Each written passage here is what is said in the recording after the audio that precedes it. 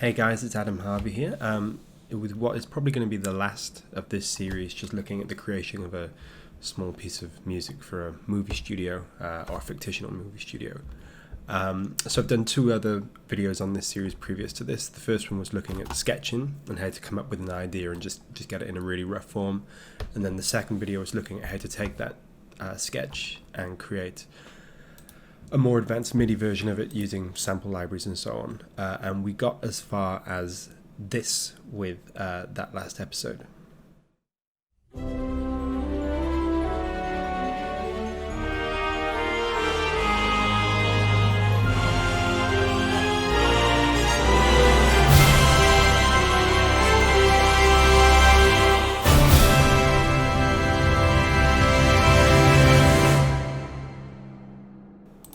So that's as far as we got with the last episode.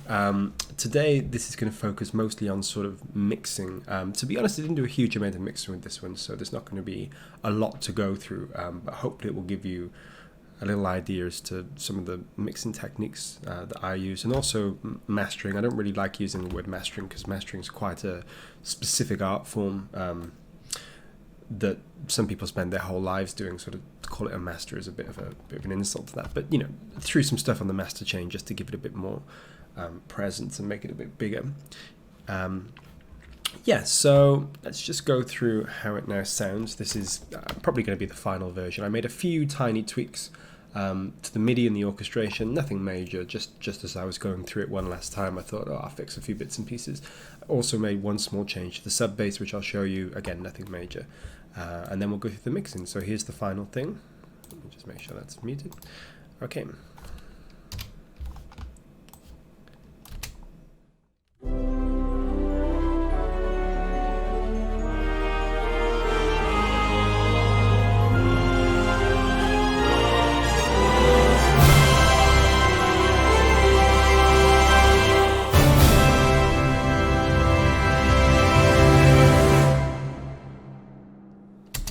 There we go. As I said last time, this is obviously just a fake movie studio. I'm not actually creating any kind of Adam Harvey Music brand thing. Just used that because it was easier than coming up with a name. Anyway, with that out of the way, so that's pretty much the final version. As I say, it's kind of similar to the previous episode, except I've mixed it a bit more. I've also added a more substantial sub bass. I was using a free sub bass from Spitfire Labs, which is really good, but it just didn't quite have the sort of presence that I was looking for. It was, didn't have the sustain really to cut through. So I just used a really simple sine bass on HEXERACT. I picked this up a while ago. And yeah, I just created a super simple sine on there. And that's literally all it is. There's nothing much more to it. Change some of these parameters here, the attack and sustain and so on. Yeah, and it now sounds a bit fuller on its own. You can hear it.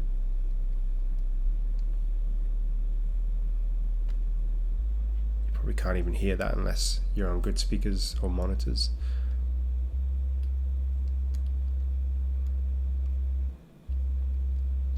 I mean, it's really, really subtle, but it just adds something underneath, and it gives the whole piece a bit more body, and it feels like it's resting on something more solid at the bottom of the whole mix. I mean, I can kind of show you.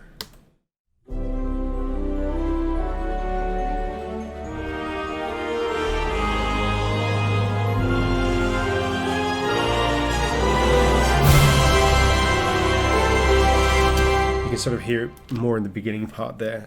Yeah, it's subtle, but I usually do this with basses, just double the bass with the sub bass for any sort of track where I need something a little bit more cutting through.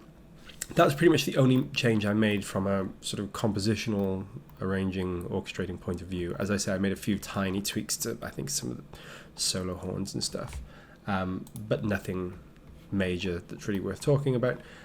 So we're going to go through the mixing today, and as I say, to be honest, I didn't do an awful lot of mixing really, because it sounds so good out of the box NUCELUS that it doesn't need a huge amount of massaging, I guess. But I did do a bit, and I will just go through and show you some of the things that I did. I tried to use a fairly small set of tools because I didn't want this to be about using thousands of pounds worth of plugins, so I'm just using a few of the basic things that I've got. So I'll just bring this over here. Here's my little mixer. I've got everything sort of lined up here, you know, all different instruments, and they're all going through to different groups at the top here, which go through to a master channel where I've got some stuff on, and I've got reverbs for each of the sections, and they're also going through to each of the groups as well. So basically everything goes through, and I can isolate everything and listen to it then if I need to. So I've limited myself to pretty much just a few basic plugins, a couple of free like OTT, which we'll go into, a couple of paid like Neutron Elements and the Ozone. They came as part of a Music Maker collection that I picked up recently for a really, really good price. And yeah, they sound great. It's all one package. It does the job really well. I've got a feeling the Blue Cat gain is free, and I just use that just as a simple gain tool, like a utility tool. And then Valhalla Reverb, which, you know, is pretty cheap. For the sound and the quality, I highly recommend that you look into Valhalla stuff. It's really good for the price. And then Decapitator is the only other thing that I'm using. I picked this up at a sale. Again, it was really, really good price. I don't know if that sale's now over or not, but this is a pretty industry standard sort of saturation plugin. There are others that are really good as well, but I mean, this, you know, you're going to come across this at some point. It's used on pretty much everything, and I just use Decapitator. I mean, we'll look a bit more detail soon, but it just adds something to the mix. It's hard to really explain how saturation improves the sound of something because it's doing so many different things, but it kind of compresses, it expands in some ways, it adds frequencies, it adds a bit of dirt and grit that just makes something sound more real and gives it more presence and bite. And you can play with some of these parameters to change all that stuff around. I'm using very little of it. Really, I'm just sort of using it for some of the sort of ancillary features that you get out of it. Just some of the way that it treats the audio is just a really nice, warm sort of sound that comes out of it, even if you're doing very little to the actual presets. So yeah, I think we'll just go through sort of bit by bit. I mean, there's really not going to be an awful lot to show you. As you can see, I'm not even using EQ on some of these. I mean, I'm sure I could probably go through and improve it if I really wanted to, but I just used EQ on a few key instruments that were maybe not cutting through the way I wanted them to. So here with the bass, let's just have a little look. Just cutting out some of the mids here. And I mean, you know, this isn't going to be an EQ tutorial, but just in terms of the thinking behind it. Obviously with EQ, you're looking to create space. You know, you're looking to use equalization to create space or boost the certain frequencies of instruments that are important to the context of the mix. So it's all sound-based. Obviously, if it sounds good, it is good, but some of it can also be intuitive as well. For example, with the bass, you know, you're going to want, obviously, the bass up to sort of 250-ish to be cutting through, and then some of this mid stuff is less important. It depends on each individual track that you're creating. But for me, there's so much going on in the sort of tutti section of this orchestra that there's nothing really that we need in the bass from here, so I've cut some of it out. And I'll just show you, here's the bass on its own.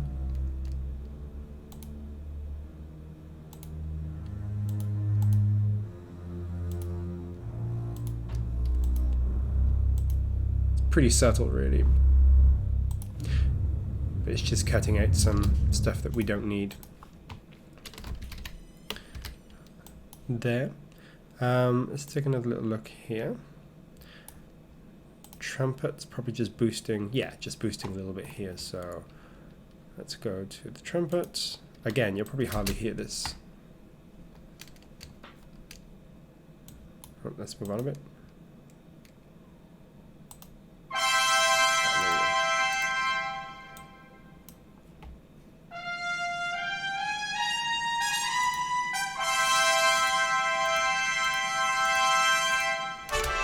You can see without it, they just lose a bit of brightness.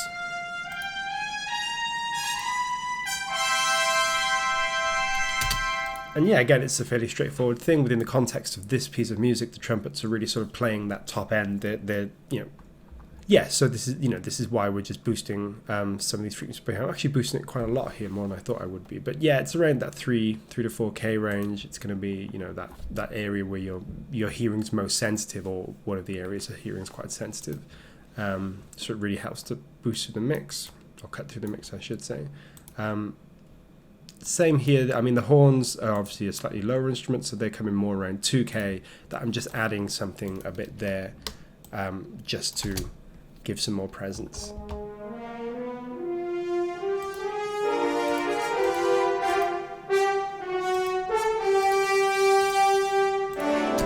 Again, super subtle. It's hard to even really hear it out of context, but probably in the context of the mix, you'll just hear a little bit more, you know, presence from those horns in the lead sections. Yeah, I mean, that's really and truly, that's about it. The solo trumpet doing the same kind of thing, also dipping a tiny bit out here because it's just not really useful. Haven't touched the woodwinds because within the context of this, you know, piece, they're not doing anything in terms of lead, or they're not really cutting through. They're just providing a supporting bed, and they sound great on their own. Again, this is one of the advantages with NUCELUS. It's just, you don't have to do an awful lot to it. So here's, you can see I am treating the group buses a little bit, so we'll go into that in a moment.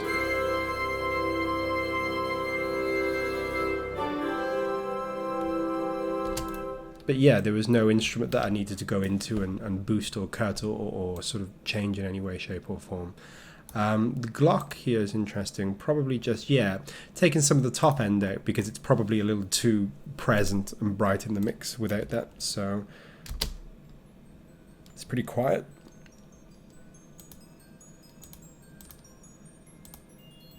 Yeah, again, subtle. But it was probably just a little too bright without cutting some of those highs, so it just took a tiny bit out there. And timpani, same thing. It's quite a bright timpani in the NUCELUS library. It's quite bright, it's quite present in the mix and sort of in your face, which can be great for some things, but for this I wanted the timpani to be as it would be in a traditional orchestral setting, so at the back of the room, muddied a little bit by that distance, so you don't want the big bright frequencies really cutting through, so it took a bit off.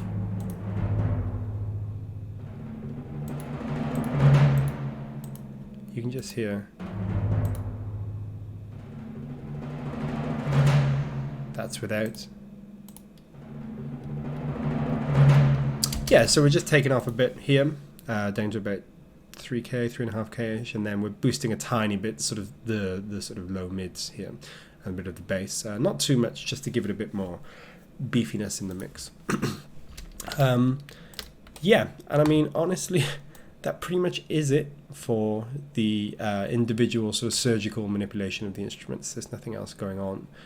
Then with the instrument groups, I tend to do a little bit more just to warm up the sound, or to sort of help the instrument groups as a whole fit in the mix better. So let's just take a little look what we've got going on here.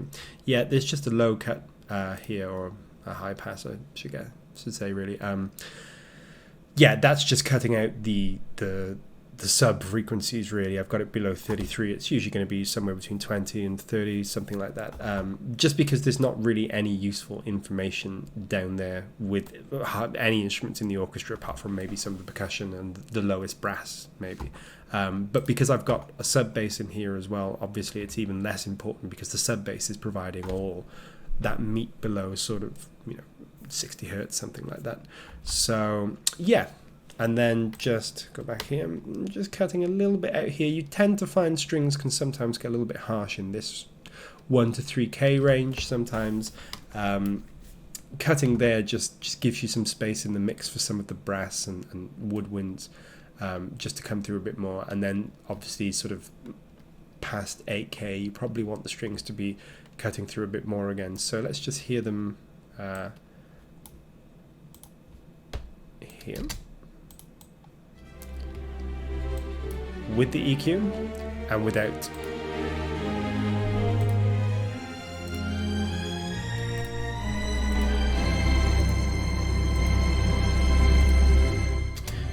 See, so you still have the sort of bass and treble, because that's really what you're hearing with the strings. They're almost kind of wrapping around the rest of the instrument. So you want the top end of the strings to be sort of soaring out over the top of the piece of music, and then you want the bass to really be supporting.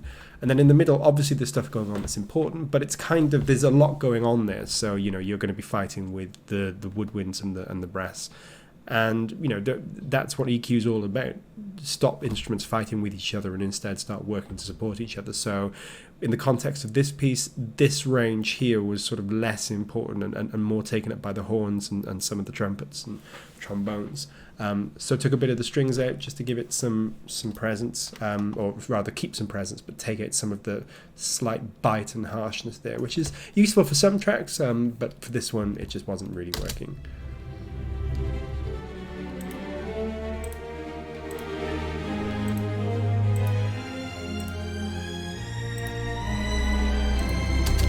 And again, golden rule with mixing, it's all about how it sounds in the context of the mix. So sometimes you'll hear things like that and think, oh, it sounds a bit muddier or a bit less distinct with the EQ on, but it's all about how it fits in with the rest of the mix. Let's just look at Decapitator here, doing very little, because I mean with strings you don't really want them to actually be distorting or kind of too much saturation. So I'm just using these just to give it literally a tiny bit of character, really.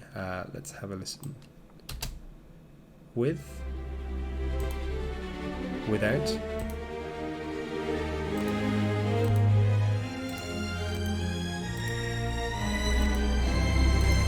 Do you hear how without you kind of have quite a lot top end that you sort of don't need? And I don't know, there's something about saturation that just squashes everything down to a nice frequency range.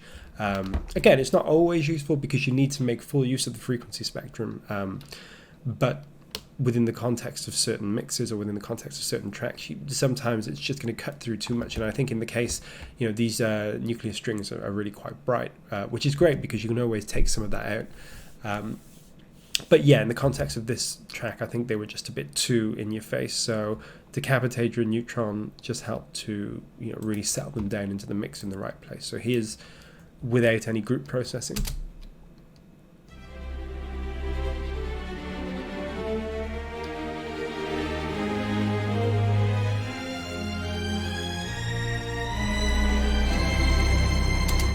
And then with the group processing.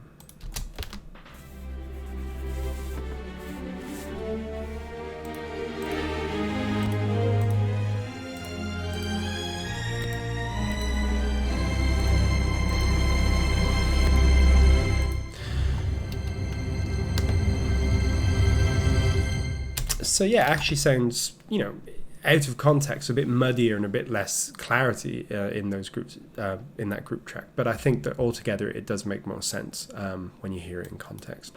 Let's just hear the whole thing.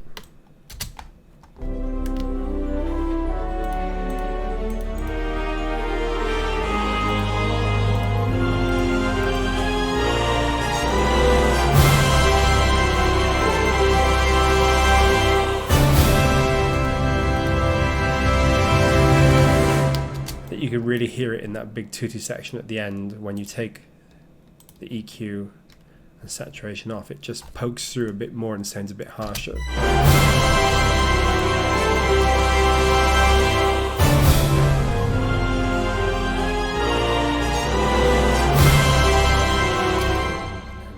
With no EQ.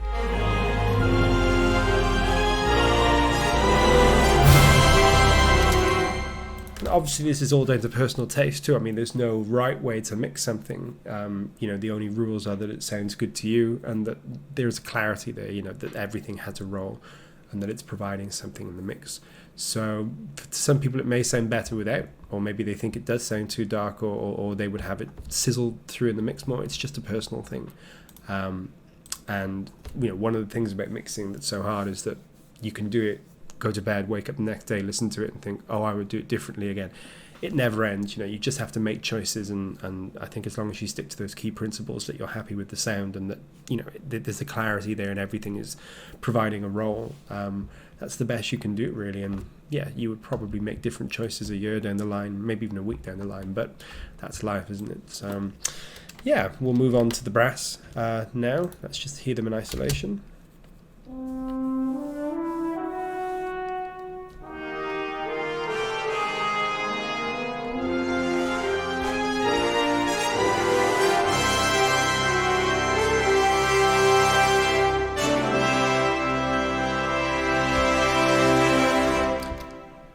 Absolutely love the sound of that nucleus brass. Let's see what we're doing here.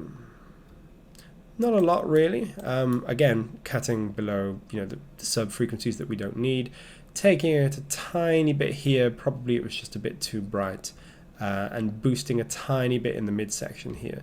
Also adding a touch of an exciter. Really not much, just a bit of tape warmth really, and then the compressor, which I think is hardly doing anything. It's just maybe taking a bit off the very top.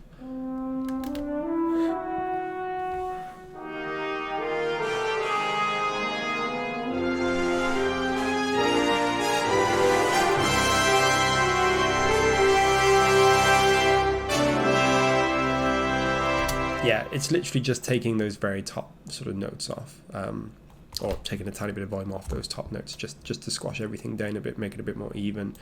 Same with the exciter. I think it's really not doing all that much at all. It's just adding a little bit of extra warmth on top of the decapitator that we'll go into. So let's hear Without Neutron.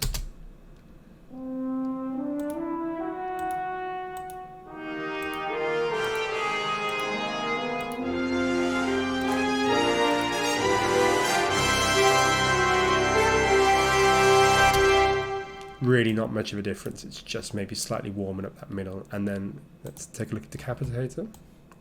Same thing here, very little, just a tiny bit of saturation, and then using the tone shaping tools here just to manipulate the overall tone a bit.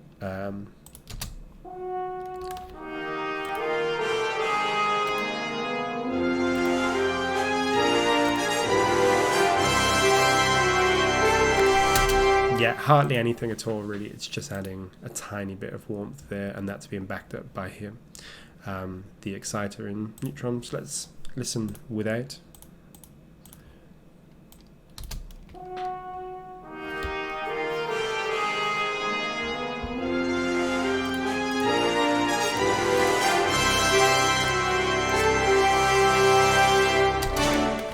Yeah, it's the same thing. I think when you put those elements in, it just gives it a kind of warmth. It squashes it all down slightly, adds some frequencies that weren't there before, just generally, gives you more for what you've got, really. It's a weird sort of counterintuitive thing where, ironically, you're sort of squashing everything a bit, but you're adding more within that squashed box, if you like, of sound. So, yeah, it's pretty subtle because, again, NUCELUS sounds so good out of the box that there's no point trying to, manipulate it too much, but just add something. Here's without.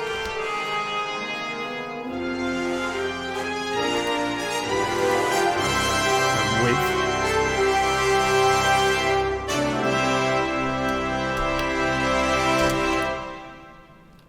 Yeah, so that's the brass. Let's have a little listen to the woodwind now.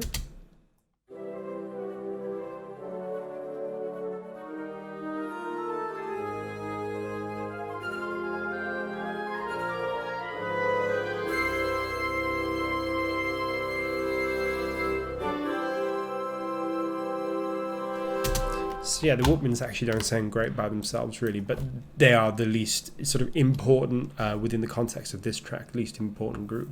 They're really just supporting other instruments and adding some of that sort of texture that's otherwise missing.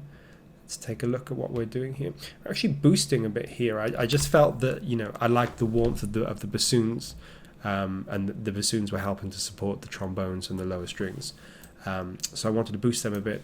Again, there was maybe, slightly too much going on around here because we've got a lot with the trumpets and the horns sort of in this range. So just took a bit out and then just added a tiny bit at the top end because those flutes and the oboes, we want to cut through a bit.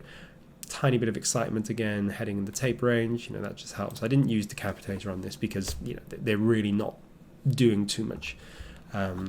So there wasn't no point in sort of going too much to town with them. So here's the woodwind with the group EQ.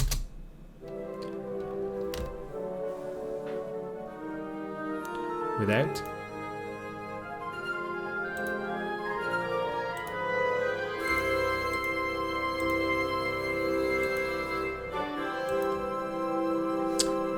Yeah, very little change in there. You can just hear that there's a bit more body in the woodwinds, the lower woodwinds, the bassoons.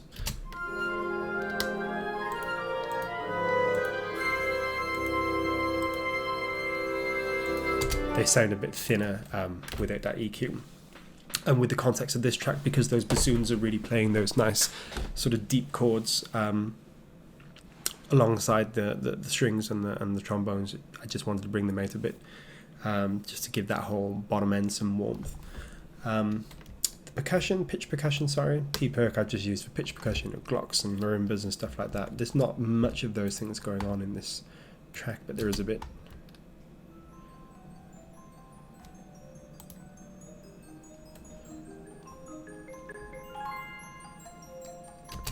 Again, don't sound great by themselves. I've added a Spitfire handbells in here, very, very low. Other than that, I think it's just Glock, the NUCELUS Glock, which sounds pretty good. NUCELUS doesn't come with a huge range of pitch percussion stuff, but there is a few good things in there, and the Glock's pretty good. Just quite bright, so I've taken it down again. I took it down as an individual instrument, then I'm taking a bit more out, sort of above, 4 or 5K, and particularly this range here. So you can hear without.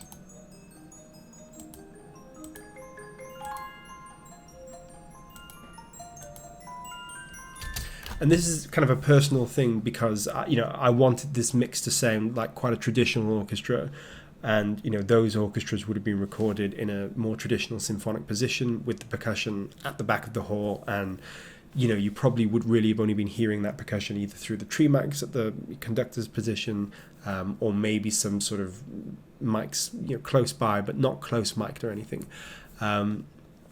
NUCELUS is recorded in a slightly more modern way, I would say, where everything has a slightly closer sound that you can then, if you want to, dial back with EQ and reverb and things to sit things in the mix better.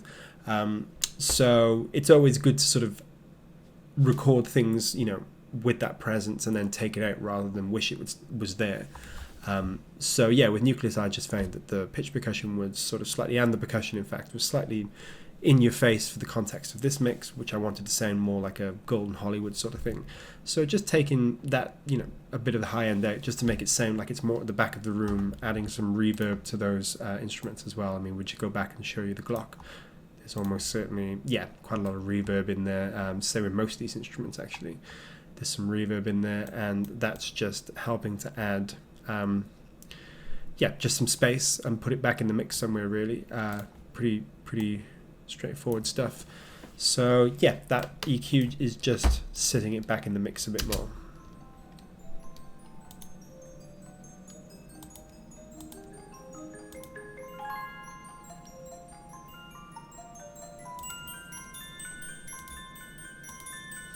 You can pretty much hear it, or certainly hear it most at that end part there.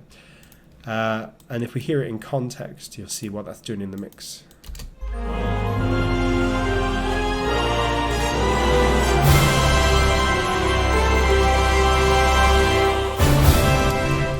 It's really not doing an awful lot, but it's just helping it pokes out a little bit with without the EQ. So with the EQ, it's just helping to sit back in the mix. Again, it's a completely personal thing. Some people may want it to poke out a lot more, or think that it's not cutting through the mix in the right way. For me, I just wanted it to be sort of tinkling away in the background rather than being a feature. So I decided to cut some of that high end out. And then we have the vocals, the choir, as the final thing.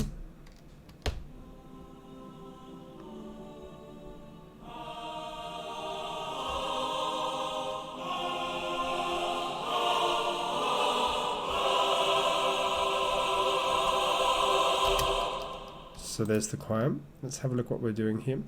We're taking a lot out, actually, pretty much from everything apart from the very top here. Part of that's almost like a volume thing. I mean, you don't need anything down here because there's nothing usable going on. And then really you just want that choir to sort of be soaring alongside the strings at the top, really. You don't need a lot of the body because you have the woodwinds, you have the strings, you have the sub bass, you have the trombones, you have a lot going on in this range, that the choir is just going to sound quite heavy and muddy. So you really just want to start focusing on the choir from sort of this range onwards, really. So I'll show you with and without, because that will be interesting to hear.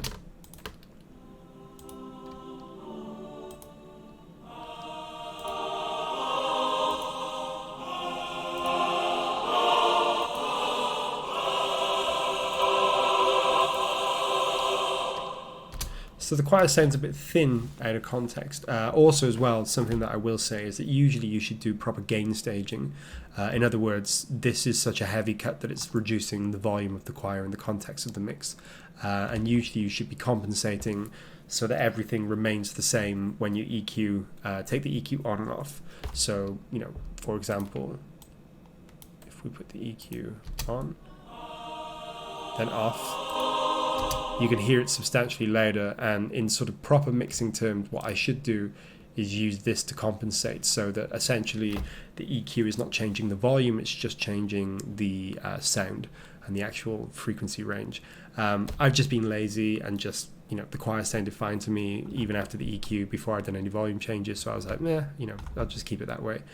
But yeah, proper mixing, if you like, or professional mixers would talk more rigorously about gain staging and proper volume management to make sure that you're not cutting, because it's one of those things that generally speaking, the louder something is, the better something is. So if you're using EQ and it's boosting volume, you might automatically think, oh, that sounds better, and then you put it back in the mix and you're like, no, it still doesn't sound right. And that's because the volume was, you know, giving you the illusion that you'd made a big difference, when in reality you've just boosted or cut the volume.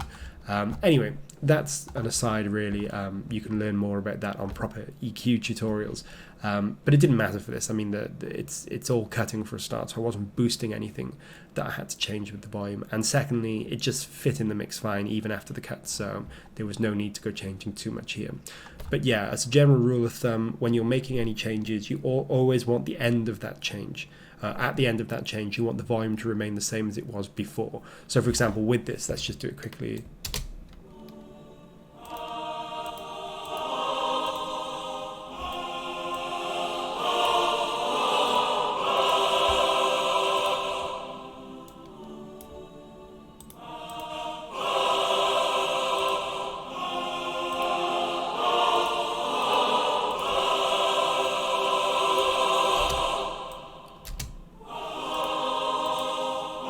That's probably about right. So normally that's what you would do, is, you know, something like this to even out the volume, so that in the context of before and after,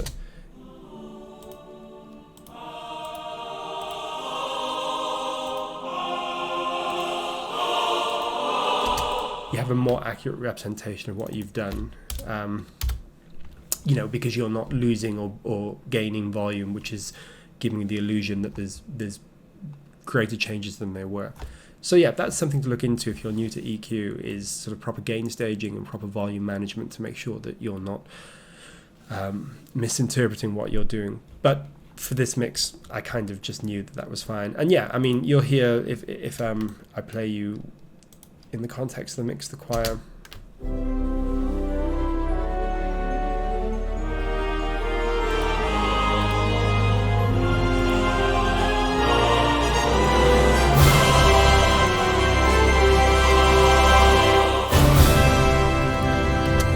You can hear they sound quite, you know, they really stick out with that EQ taken off. That's partly the volume thing, which is why I was talking about the importance of volume management and gain staging and stuff like that.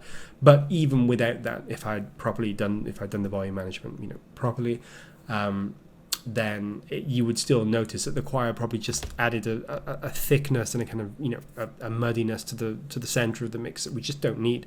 We really just want that choir. I mean, if you think about it logically, we just want to sort of hear it at the top end. We don't really want to feel the choir. You know, it's not a lead choir. It's not really adding a central melodic line or a central harmonic line. It's just sort of filling in around, you know, the strings and the woodwinds and the brass. It's just adding some of those extra frequencies, almost like a kind of pad, really.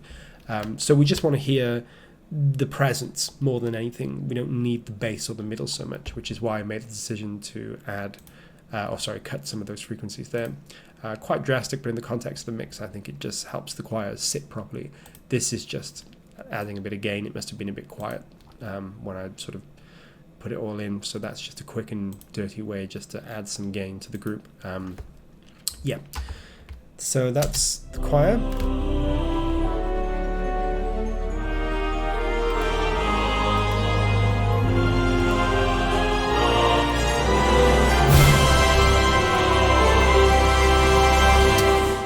There we go. So that's pretty much all the mixing taken care of. As I said, really not much. It's just been used to cut mostly, and then just to add some key frequencies to some of the brass. And then we're just using it to sculpt in the group stages. Then just, when we listen to everything, just think, oh, maybe the strings sound a bit nasally or have a bit too much bite. We'll take some of that down, use the decapitator just to add some warmth and just to, give everything that nice sort of slightly analog sounding squash. Yeah, and then we just come on to the master. And as I say, this isn't a master because, ordinarily, mastering is a profession of its own, and it's a bit of an insult to say, oh, this is a master, a couple of plugins. But yeah, you can still add stuff at the end of the master chain that will give it some, something extra. And it is mastering of sort. It's just a very simple, basic master.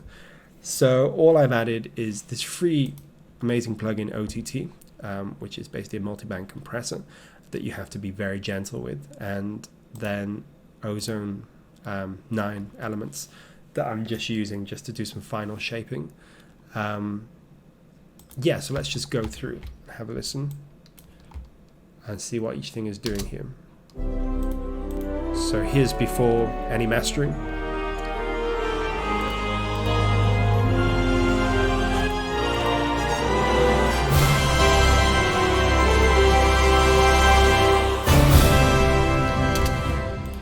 So, to be honest, Ozone predominantly is being used just to add some volume, first of all, a maximizer. Nothing too crazy, but it's just helping to add some final volume at the end.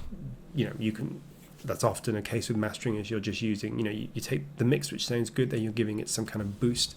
There's an imager on here which isn't doing an awful lot, just adding a tiny bit of width. Then with the equalizer, interestingly, I just took a tiny bit off the top end again. It's not a lot, but as I listened to it, it just sounded a little harsh on my ears, and to be completely honest, this might be a deficiency in my mixing, that perhaps I should have handled some of this in the mixing stage by reducing some of the frequencies of instruments more. But, it is what it is. Basically, I got to the end and then just listened and was like, I could just take a bit out of here where it's just sounding a bit, bit too much for me. It's pretty gentle. You can see 0.8. We're getting down to 1.5 here. You're talking about a couple of dB at maximum.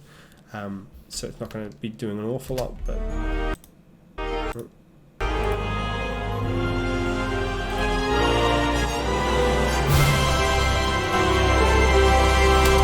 It's just emphasizing some of those lows and those mids and giving it a bit more body at the expense of some of the top end, which I just felt we didn't really need.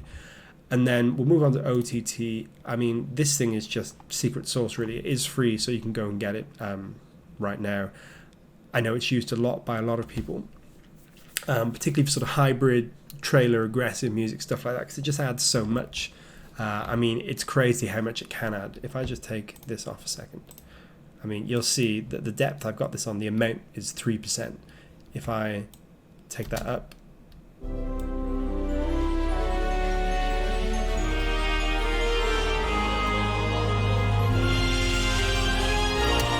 it's really sensitive. So most of the time I'm using somewhere between like 2 and 6%, maybe 10%. Has one of those ways you can overuse OTT, because when you listen, you think, oh wow, it's just sounding better and better every time I put the depth up. That gets tired really fast. If you have that level of sort of compression and expansion going on with the high end. It's one of those things that, I used to make this mistake loads when I was mixing when I was younger. I would get a plugin like this and chuck it on. I used to have Ozone 4, and it would do something similar, and you'd hear it, you go, oh my god, it sounds huge, it sounds so much bigger, it's tearing the walls down. And then after a minute of listening to it, you'd just be like, oh, it's so much that it's actually not a good thing. An OTT is one of those exact kind of plugins. It's something that you just pepper on, if you're going to use it, which is what I've done here. So I had it down at 3%. You can hear with and without.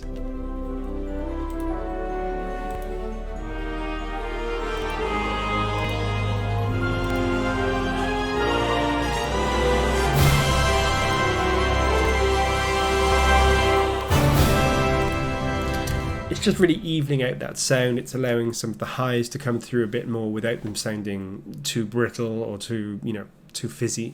I can't really explain it. It's just one of those things where it just helps to really even a sound out, and I think it's great. For a free plugin, it's fantastic, and I've seen a lot of people using this in all different genres of music, a lot of EDM and stuff like that, but I think a lot of hybrid orchestral music as well. But I've found it useful pretty much anywhere. I use it quite a lot, particularly on group buses and masters and things like that, just to add something, that kind of indescribable sheen to something.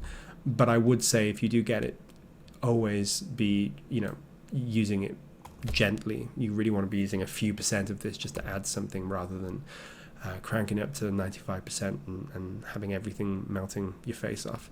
And then that combined with the audio, the ozone, sorry.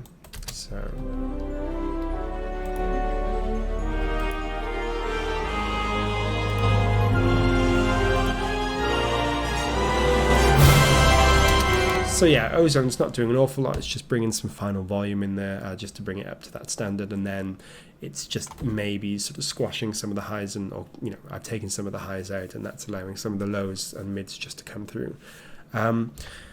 And guys, that really is it. I'm afraid this isn't going to be an in-depth EQ tutorial, partly because mixing tutorial, partly because that's not my forte, and I think it would be bit of an insult if I tried to come on here and tell you guys how to mix.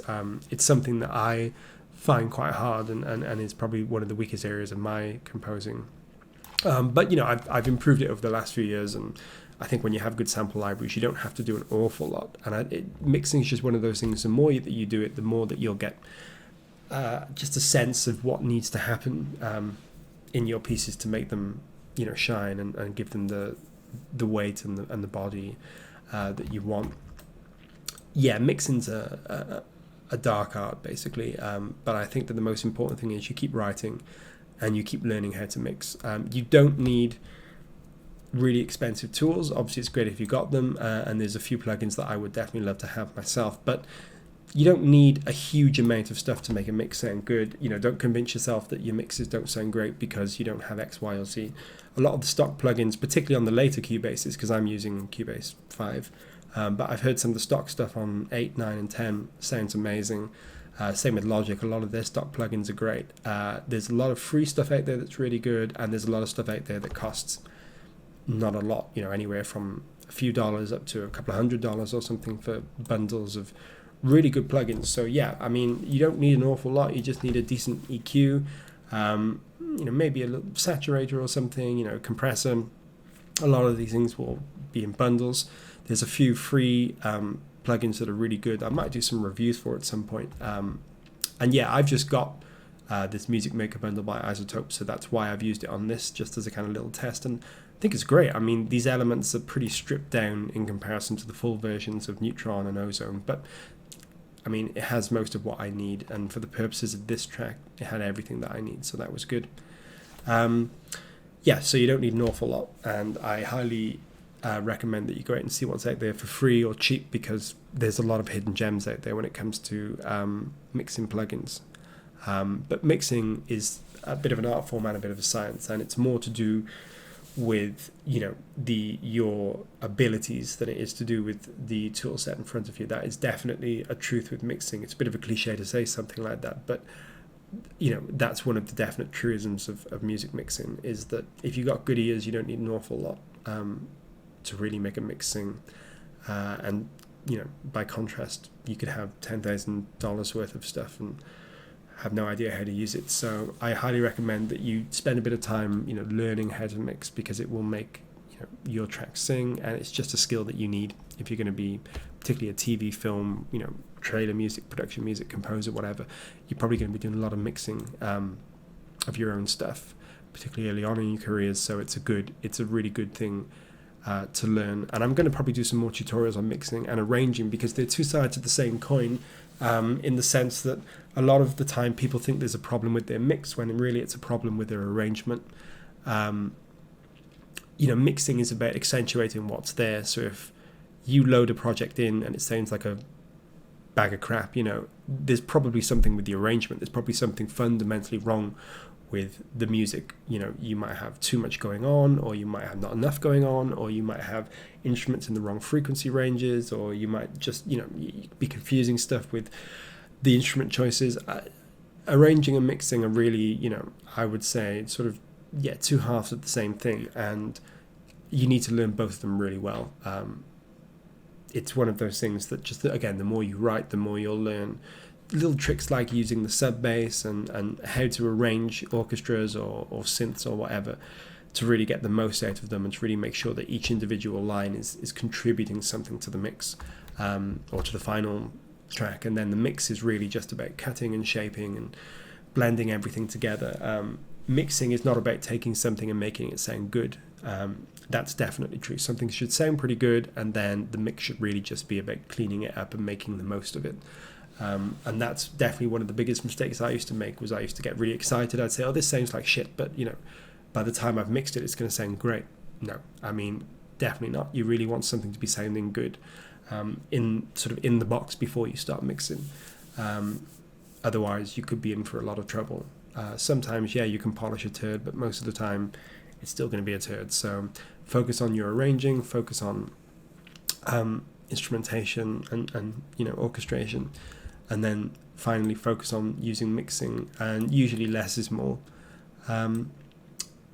With that having been said, I think this is pretty much wrapped up. Yeah, this was never going to be a big sort of all-encompassing tutorial on mixing. It was just going to be a little introduction to it, and sort of how I've used some basic mix tools to just make this hopefully shine. Yeah, so we'll have one final listen through to the whole thing.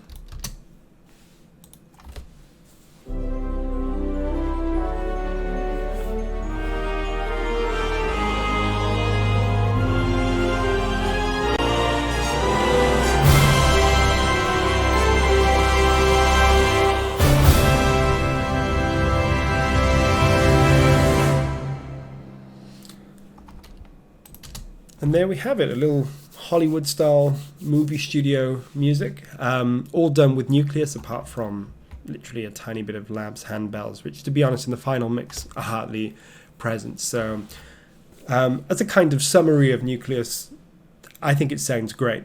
It just has such a Hollywood, I guess, sound, such a nice, big, bright, optimistic, fizzy, but also weighty, meaty sound to it. It's really great. It's a great starter library. If you don't have one, I would say that this would be a great choice if you just want something that sounds great out of the box. It is limited to some degree on the articulations available, but I would say that that's probably a good thing for a beginner, because you don't really want to be choosing from 12, 13, 14 different articulations right from the outset, unless you know how to handle them all. Most of the time, a long and a short and a legato is going to be more than enough to create some quite realistic sounding music, and that's pretty much what NUCELUS comes with for every instrument, and then a few extras like tremolos and pizzicato for strings, some trills for the woodwinds and stuff like that. So yeah, there's sort of 80% of the stuff you need there to write most kinds of music if you know what you're doing, and then you can obviously accentuate that with other libraries, or, you know, I think Jaeger as well has some extra stuff which I'd be really interested in checking out at some point. But you have a lot here to create some really good sounding music. Even for intermediates and advanced composers, I think there's a lot to be said about NUCELUS. It just sounds great. It needs very little work to really shine, and I think it layers really well with other libraries as well. And I'll be doing some, you know, walkthroughs about layering this with some other libraries that I have. Some of the legato stuff sounds amazing. Yeah, it's just such a great library, and yeah, I mean, there's not much more to say about it really. I just think it sounds really good, and I hope that this gives you a little insight into what you can achieve with it, and how to get that sort of big Hollywood sound. And I think I'll wrap this up here, guys. So thank you very much if you watched all three. I'm looking forward to using this to write some of my own music, and then also layering it with some other libraries to create some more interesting and expansive tracks. But in the meantime, I hope you're all doing well. Hope you enjoyed this. If you have any questions or comments, let me know. Please like and subscribe, guys. It really helps me providing new content to to you guys in the future. And yeah, thanks for watching and take care.